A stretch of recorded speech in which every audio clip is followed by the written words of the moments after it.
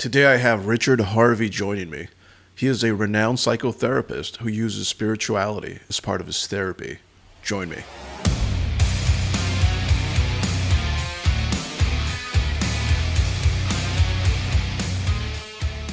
Hi, Richard. How are you?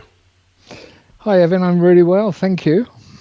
And I know you're joining us from across the pond. Where exactly? I live in Andalusia, which is in the south of Spain, in the Granada province. Oh, nice. What's the weather like out there? It's really hot, really, well, strangely hot, really. It's October. We should be cooling down a little bit, but it's very hot actually. Now, Richard, I want to ask you something. What does it mean when someone has an awakening? Do you think that human beings, for the most part, in their lives, they're asleep to a certain extent, and once they come into contact with some information or some sort of understanding, they're awakened? What does that mean exactly for those who don't know? This awakening word is perhaps a little overused at the moment. It does, of course, mean coming to a conscious sense of one's life or what it means to be a human being. I mean, I think we must look at it very broadly, and we should look at it in terms of people's capacity and potential, which is various.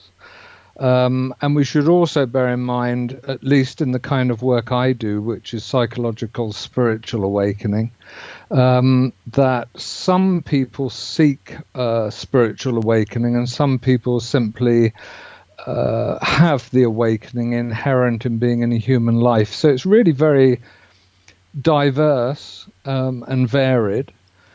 When I work with people psychologically and spiritually, it really amounts to becoming more aware, less automatic, less reactive. And if the person persists in inner work, then it's not unlikely that there will be awakenings of sorts or insights, breakthroughs, this kind of thing, that lead to an awakening experience of some kind. Okay, so an awakening really means a greater understanding. Is that what I'm getting from you? Can I prefer to say experience, something more holistic than just in case understanding in this case means something intellectual? I'd prefer to think of it as something more experiential, at least related to meaning. Okay. And so it really means a certain experience that might garner you more meaning in life.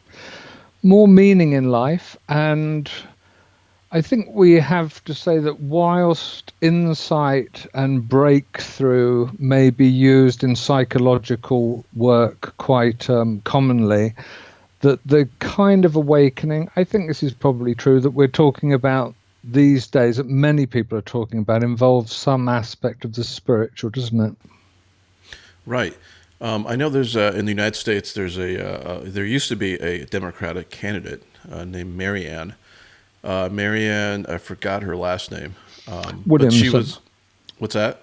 Williamson, yeah. And she was definitely bringing up these topics of spirituality and how there's a kind of like a national psychological character to it that was very dark, and I thought it was very interesting how a lot of people responded to that in a very positive way, because I think people now across this country and real around the world are kind of coming into the understanding that these elements are definitely real and definitely a part of human life. What do you think?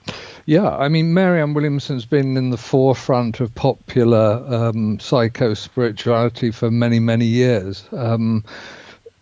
I think she's fallen out of the race now, and I don't know, as she was very likely to have got through with those ideas and the kind of way she was speaking about things. But it's funny, isn't it? I mean, perspective on life and how we see it. I mean, let me just say something personally from my experience. I fell into the psycho-spiritual world in the 70s when I was in my 20s.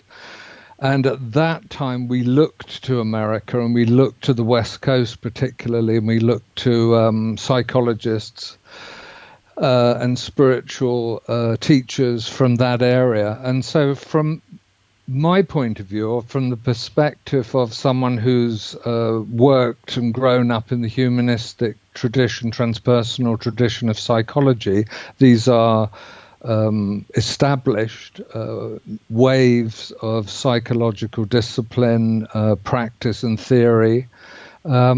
America's been spiritual for a very long time. It's also invited spiritual teachers, masters, not only from the East, but also from other countries, not necessarily Eastern.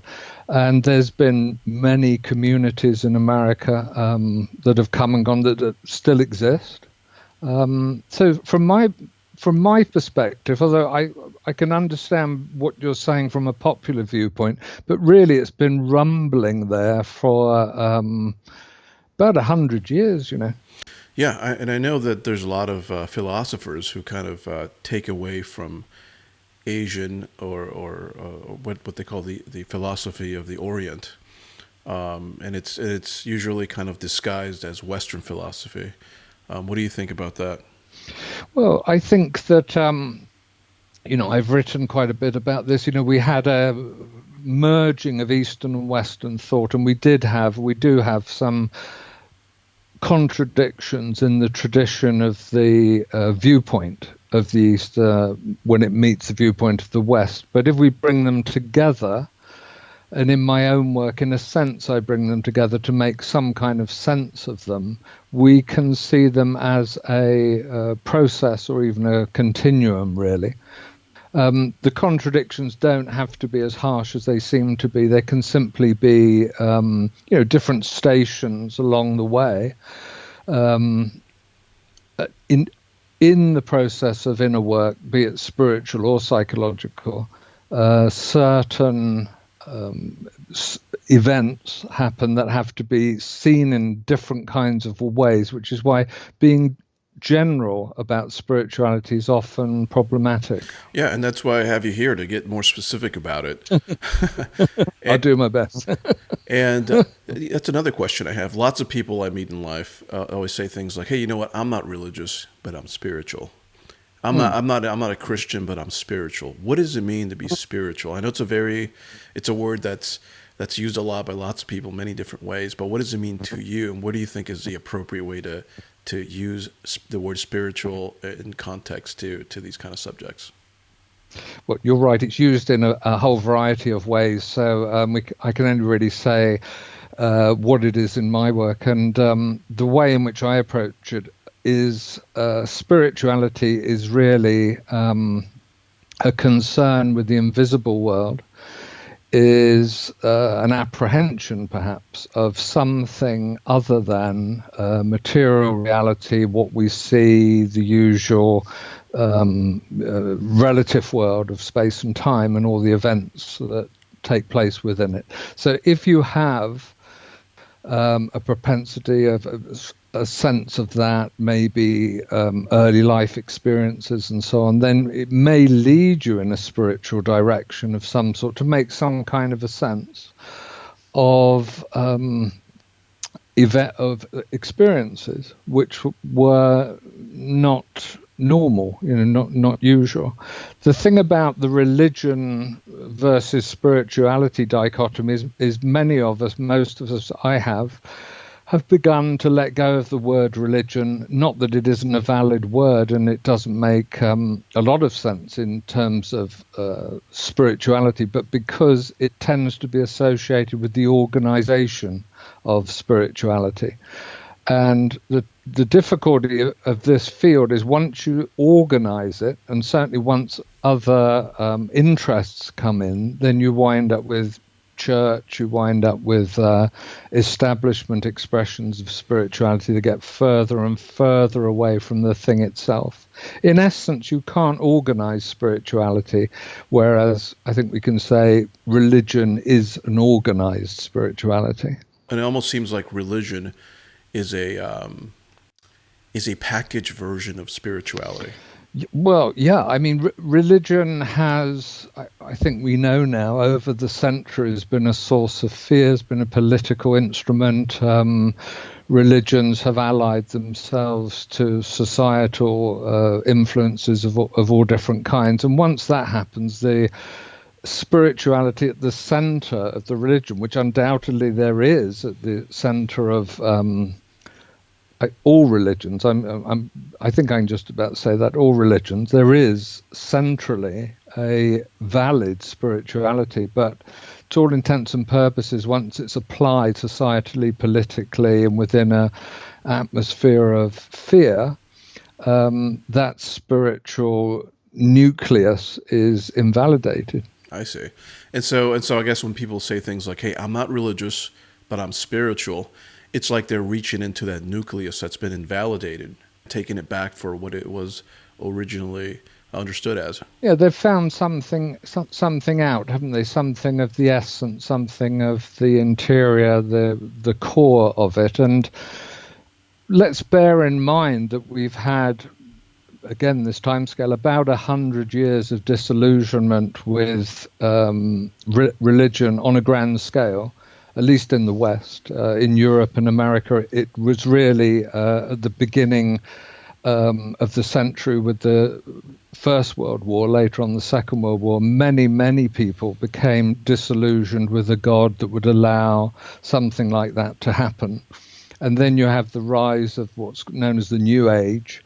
And the New Age stood at the time, at least, for spirituality without organized establishment, religious flavor. But of course, like all these things, the New Age itself has become a structured. So we're kind of in this funny place with the New Age, or the new kind of thinking about spirituality in the tradition, which is that maybe it's invalidated itself or become passé, really. Why do you think that is with humankind, where something of value is discovered, and then we all clamor around it, and then we all want to possess it and organize it and then sell it to others? Why is there that need for humans, you think? I think that I think we should look to the 20th century. I think we look to propaganda, we look to the use of psychology, we look at commercialization, corporations, business, of course, advertising, all these kinds of things. It became a way of life, didn't it? From the early part of the century to actually sell things. I mean, something very interesting happens at the beginning of the century where people used to buy things for, wear and tear, and things were sold to people because, you could buy a pair of shoes and last you your lifetime, or maybe you'd have two pairs of shoes. But now, I don't know about you, I've got 10, I don't know, 15, maybe more, because none of them are expected to last all that long. And we have ourselves become something of what it is that's been offered to us in the world of propaganda and celebrity and advertising, commercialization. And I'm afraid spirituality went that way too.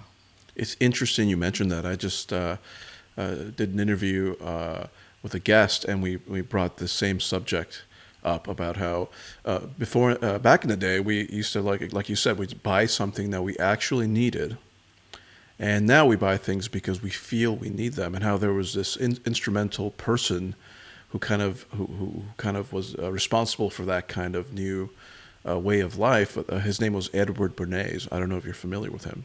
I am. He was Freud's nephew, and he used the insights of Western psychology to create a body of work which was enormously effective. And he was able to manipulate situations so that you would buy that thing, not because it was a quality thing, but you would buy that thing because of the lifestyle and the image and what it was associated with. And that's how he single-handedly really got women to start smoking. I don't know if you happened upon this one, but women didn't used to smoke. It was a man's occupation, right? It was. Yeah, it was actually taboo for a woman to smoke back then. And he did something where he choreographed a situation, a parade, where he would strategically position cameras to take video or film of women smoking a cigarette, almost like as a rebellion of independence for themselves. And so in that sense, those are the kind of events and the kind of minds who are usually involved and responsible for the changing of the current society we live in, if you think about it that way. Men have invoked a taboo against women smoking in public. Can you do anything about that? I said, let me think about it. And then I said, have I your permission to see a psychoanalyst to find out what cigarettes mean to women? He said, what'll it cost? So I called up Dr. Brill, A.A. Brill, who was a leading psychoanalyst in New York at that time. How come you didn't call your uncle? Why didn't you call your uncle? Because he was in Vienna. A.A. Brill was one of the first psychoanalysts in America. And for a large fee, he told Bernays that cigarettes were a symbol of the penis and of male sexual power. He told Bernays that if he could find a way to connect cigarettes with the idea of challenging male power, then women would smoke, because then they would have their own penises. Every year, New York held an Easter Day parade to which thousands came, and Bernays decided to stage an event there. He persuaded a group of rich debutantes to hide cigarettes under their clothes. Then they should join the parade, and at a given signal from him, they were to light up the cigarettes dramatically. Bernays then informed the press that he had heard that a group of suffragettes were preparing to protest by lighting up what they called torches of freedom. He knew this would be an outcry, and he knew that all of the photographers would be there to capture this moment. And so he was ready with a phrase which was torches of freedom. And so here you have a symbol, women, young women, debutantes, smoking a cigarette in public with a phrase that means anybody who believes in this kind of equality pretty much has to support them in the ensuing debate about this, because torches of freedom. I mean, what's on all American coins? It's liberty. She's holding up the torch. You see, and so all of this is there together. There's emotion, there's memory, there's a rational phrase, even though it's using a lot of emotional elements. It's a phrase that works in a rational sense. All of this is together.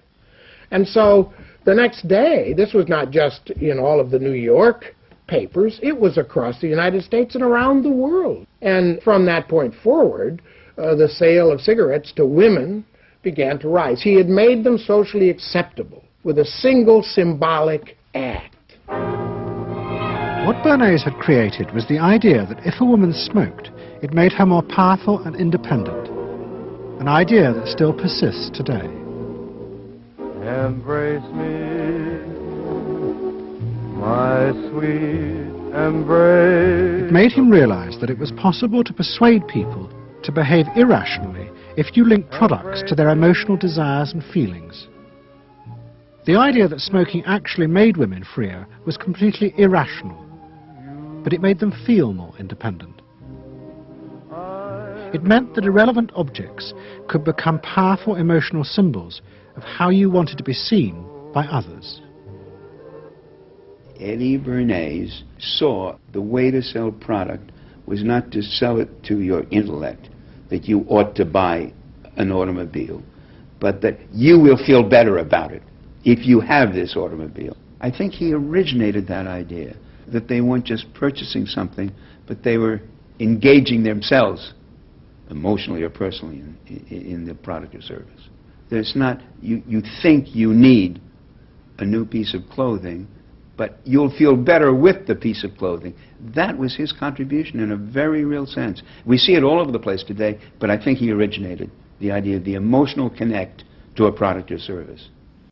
Perhaps we round on your previous question about awakening, really. I mean, it's good to wake up to what is it about me that is drawn to this, that, or the other object, and why do I place value in it? A good example, I think, at the moment is CDs. I mean, at least it is in my life. I mean, I have an enormous shelf of CDs. They're more or less all redundant now because of the digital era and Spotify and all these other ways to listen to things which are far more convenient.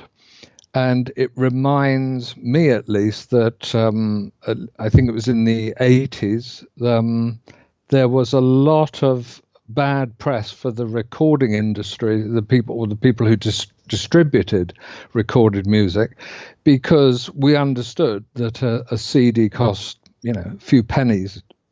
That's all it was, and yet we were prepared to go out and spend several pounds, dollars in your country, inordinate amount of money, and of course get this double, treble CD thing going where you pay even more. All of that music could have been put on one, and in any case, whatever was on any CD was simply worth, a few cents. That was it. So it's a very interesting thing to wind up as new technologies come into play, and you wind up with these kind of worthless things, looking at them thinking, well, what was I buying? I was buying an image. I was buying a piece of cardboard, really.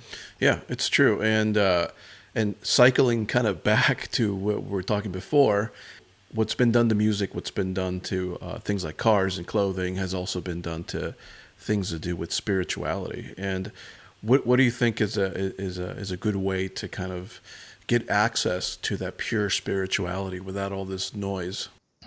I think you have to, my advice would be to look around. By no means are in my view, by no means does fame and celebrity dictate the quality of teaching in spirituality. It's certainly, I think it's always been the case that spiritual teachers may keep a very low profile. They also may not, by the way. But simply because you've sold millions of books doesn't mean that is the quality of spiritual teaching that's required. I have an ongoing controversy about this with people who know me and students and clients and colleagues and so on. There's the one school of thought, which isn't really my point of view, but there's the one school of thought which says that it's all valid. And if somebody finds a kind of shallow spiritual teaching, then that's good because it gets them into something that's deeper. They go from there into a deeper teaching, maybe deeper again, and eventually they find a true teaching or a teaching of some depth. But I tend towards the feeling that that's not really the case. That the trouble is with the shallow teachings is they're not represented in that way as a one step that's leading to something else.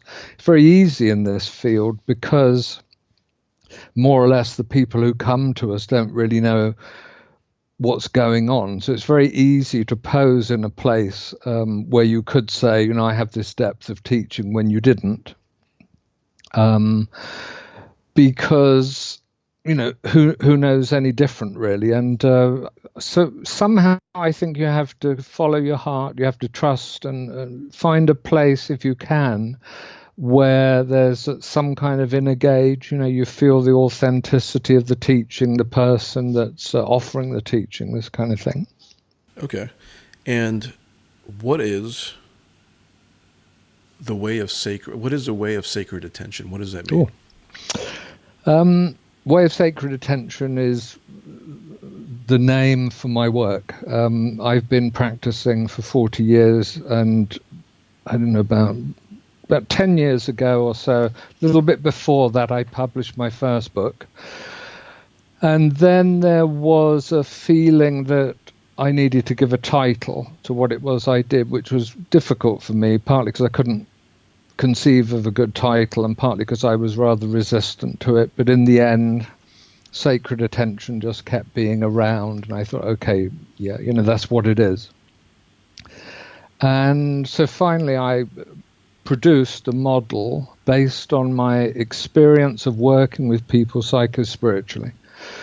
And this model was not only my experience of working with many, many people, but it was also a way of connecting, no, not just connecting, but of in some detail explaining how individual psychology meets spirituality in a human being. Because since the 60s, which was the systematization of transpersonal psychology, and what that means is a little bit like what we were talking about already, the meeting of East and West. In America, in California, in Big Sur, Stan Groff and other leading lights of the time got together to say, we're establishing this spiritual psychology, what we're going to call it, and they called it transpersonal psychology. And go across the Atlantic for a minute, a few years later, I'm coming into that field, and we all knew that what we were involved in was some kind of, hashing or merging or a dual sort of focus of the spiritual and the psychological. We knew something about the human being was spiritual or had a divine spark or something like this, and we worked on in that way with that knowledge. But what I realized sometime later was nobody ever told us how they fit together. And by the time we got into the 80s, I was meeting many people who were really confused about contemporary spiritual literature, about reprints of old spiritual religious texts, the Tao Te Ching, Bhagavad Gita, and this kind of thing. And they were confused because of the terminology. I mean, often these old scriptures were translated in a certain kind of a way. Words like the self, words like divine, words like love, spirit, the spirit itself, and the soul, spirit and the soul dichotomy, all these things were as confusing as you like. And it seemed like there was a lot of bewilderment in the field, not just on behalf of people who were coming to see therapists and teachers, but on behalf of therapists and teachers themselves. So I wrote a book trying to dispel that confusion and saying, look, it's kind of simple, really.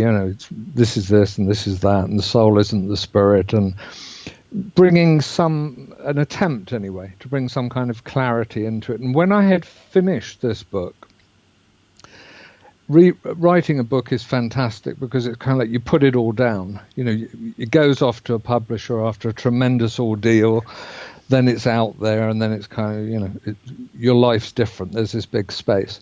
And into that space came this very simple teaching, which became known as the way of sacred attention. And that was that in the, shall we say, awakening process of a human being, there is a first stage of working through personality and attachment to the past and the influence of early life conditioning. Roll on now to a third stage. I'll just come back to number 2. We're in 1, 3, 2 at the moment. The third stage is the spiritual life. So meditation, a spiritual teaching, a spiritual teacher, all the things that we think of as spiritual life, but authentic spiritual life. So the question is, how do you get from 1 to 3? And I proposed a second stage of human awakening in the way of sacred attention, which was the heartfelt, the heart-led life. And that's what I describe in my book, and that's what the way of attention is about. It really hinges on this second stage, because what I feel is that second stage has been left out. So we've had tremendously spiritual people and teachers and the influence of a genuine spirituality, and we've had very sincere people practicing and learning and growing psychologically. What we didn't have in place was the link, you see. What part do psychedelics play in this kind of spiritual world, in your opinion? Look, psychedelics have, from the 60s had a respected place in this. We can't leave them out. They've led to a lot of insights and so on. It's not my way. It's not something that I propound. And when people bring psychedelics in, we look at it, see what they want to do with it, and then find that really you come back. Even if there has been a breakthrough from psychedelic experience, it has to be integrated, it has to be stabilized in some kind of consistent work in order to do that. So for those people who have that kind of propensity, bring the insight, bring the revelation, and ground it in some kind of a way outside of the psychedelic experience. And what do you think people experience when they're in a psychedelic state? Do you think it's real? Do you think it's connected to the spiritual world, or do you think it's completely in their heads? Well, everything's relatively real, and it's real. And I will talk to people who've experienced, I always forget the word, ayahuasca ceremony or something like this, which is quite in vogue at the moment, as you perhaps know. And I will treat it like anything else as real. Or what I think it is, it has the potential to break through from this conditioned reality. This reality isn't the only one. It's by no means the highest one, let's say. So if you use that to unlock, if you use ayahuasca or LSD or something to unlock the doors, that's okay, but it must be integrated. You must stabilize in the insight. Okay. And do you believe in reincarnation? What I say about it is, and this is by no means original, is we have a hard enough time dealing with this life. Whether or not, and this will be a long discussion, reincarnation as opposed to rebirth, tendencies that are in themselves an individual personality or contributors to some amalgam that appears as another personality. It's a long discussion, rebirth of tendencies or reincarnation of actual personalities. And some people who I have respect for are convinced of reincarnation. I deal with reincarnation the same as memories of this life. There was a past life already in this life, and mostly we're so concerned with the past. I think it's no coincidence that reincarnation is a popular spiritual idea based on the fact that most people are attached to the previous moments of this life. That's a good point. Yeah, what I tend to find is once you engage with inner work, reincarnation or not, in a way you're beginning every moment anyway. And I know you mentioned earlier that life has different levels, and we're just at this plane. How do you see that, and how is it structured in your opinion? Like, do you go into like a higher kind of consciousness and you live in another planet or in a different reality? How does that work? Human being is a bit like a fuse, It's as human beings. Firstly, we're incredible. We're much more strange and transcendent, weird and extraordinary than we tend to be aware of. We tend to know. Our head's in heaven, our feet are on the ground, and there is a symbol of what it means to be a human being. If you work on yourself through awakening processes, through something resembling my second stage, it has to be that kind of experience. The heart has to open, the energy system has to be alive, you have to be available. You walk into a place which is totally different to ordinary mundane reality, and yet it incorporates ordinary mundane reality. And then what's happening is whilst you are residing here as a human being in the relative plane of space and time, you're also as aware of eternity outside of space and time. And it's not really up and down like this that I'm doing, but there's the symbol of it, and we've had that in place for a long time, so we work with that. But really what we're doing in our full potential and capacity is moving between these two awarenesses. So full consciousness is the knowledge and the experience of being human being in this life, and also being something which is quite deathless and outside of time. Do you believe that if we think of something, it will be? I mean, I know the book The Secret is a very popularized, some would say dumbed down version of this kind of dynamic or idea within spirituality. The idea that you could think of something in the future that you would like, and that somehow your consciousness with the tight coupling of reality manifests that kind of goal or that idea that you want. Do you think that kind of stuff is real, and it's part of spirituality? I know it's real. It is a low-level kind of spiritual teaching. This is the thing to remember about it. It's pretty much what everybody's doing the whole time anyway. It's just that people don't really know where their mind or their intention is at.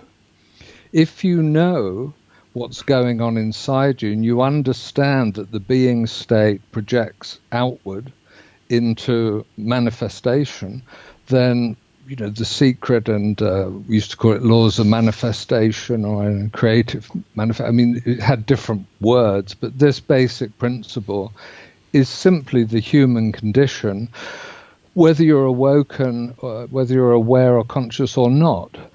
It's just that people really don't know what they're thinking in their mind, or what they're feeling in their hearts, or what intention they're bringing to the world. I mean, when you meet somebody, more or less what's going on is exactly what should be going on from the point of view of their life is manifesting what is happening inside them.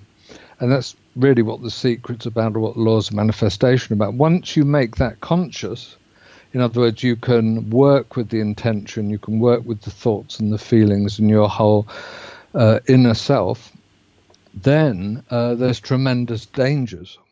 And the tremendous dangers are that, you just want more and more of this, and more of that, and all this kind of thing. And so from a spiritual point of view, it's a place you pass through. You most certainly come to it, but it's no big deal. It's no big deal, because having more and more of something, where does that get you? What sort of satisfaction do you expect from having 100 of something when you didn't appreciate it having it the first time? So, it's... You're saying that most people do manifest their own realities. They're just unaware of their abilities to do so. And once they are aware, they could start thinking in a way where they could manifest certain destinies. Yeah. I mean, the thing about the secret laws of manifestation and all of this is you come across that through doing inner work incidentally. And if you come across it intentionally because you want, you want more stuff, as you say, I want 100 cars or something like this, or, if it's your intention to go in there and you don't meet it organically, for want of a better word, that it's a part of the process, it's already said something about you. There's some sort of dissatisfaction, some sort of hunger, some sort of greed, perhaps, or some sort of materialism going on. And in that sense, then it wouldn't be spiritual at all. Because when it becomes material, it's not spiritual, a la what I said at the beginning, which is spirituality, is, in the way I use it, is a concern with the invisible world, that which we can't see. And if the laws of manifestation are being used for, I want an attractive partner, or I want, Aston Martin or something, or I want to be famous, these are all material things.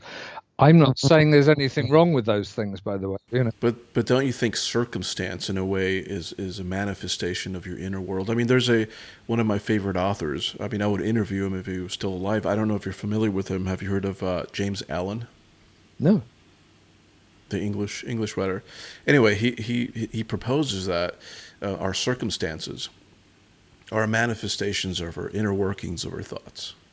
Even if it is a material thing, even if it is you want a car, you want whatever, in a way they're kind of like archetypes of these thoughts that are kind of reaching out into the external world, but really reaching within ourselves. Yeah, absolutely. And sometimes you can have those experiences in your life when you intuit, where it's all going, what's happening, what you're already manifesting, because it can take some time.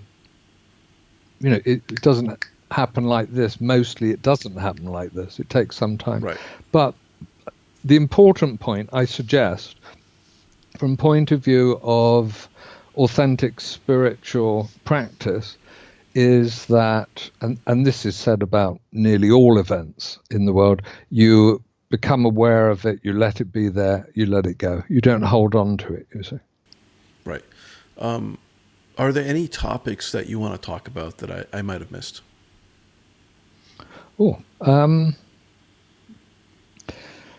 You've asked so many great questions, really. Spirituality, thank you. The way of sacred attention. There's some interesting things going on at the moment in recognition of the way of sacred attention. I perhaps I can mention, which is I have a thing called the Center for Human Awakening, which is an online center where we do courses, lecture series, and a whole gamut of other things. And what I didn't want to do is say, this is something special, this is something that goes beyond the usual, models of psychology and spirituality. But at the moment, we're having some recognition, particularly from the world of science, which is rather validating and encouraging, which is that some aspects of the work that we do in the Center for Human Awakening is actually groundbreaking and perhaps proposing a new psychology. And where can people find out more about you and your center? www.centerforhumanawakening.com. Thank you, Richard, for joining us. Thank you very much for having me.